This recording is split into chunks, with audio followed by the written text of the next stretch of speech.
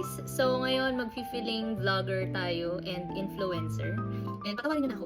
Minsan lang talaga to. Minsan lang ako magganto. Napansin ko, hindi ko pa pala fully naayos yung maleta ko or hindi ko pa natatanggal lahat ng nasa maleta ko. Except dun sa mga damit ko. So kanina, habang nag-unpack ako ng luggage ko, nakita ko tong Calbee tsaka itong Meiji na binili ko.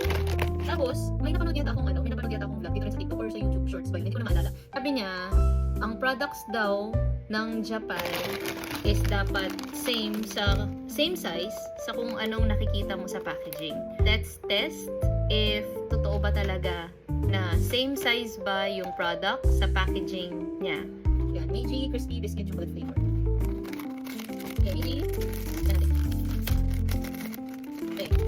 So, ito yung packaging ha. Ito yung packaging. And ito yung product. Let's see. Hala siya! Oo nga, parehas nga! Okay, and next one, itong Calbee. Tama ba? Calbee Potato Chips. Parang hindi ready to. Sana meron pa yung hindi durog. Okay, ito. Hindi siya durog. Check natin. Aba mas malaki pa talaga siya. Kuha tayo ngayon ng medyo malapit-lapit sa katotohanan na size niya. Ito. Uy, ala ka, totoo nga. Ganyan. Okay, so totoo ang chismis. Same size nga talaga sila. Until your next Japan trip. Bye!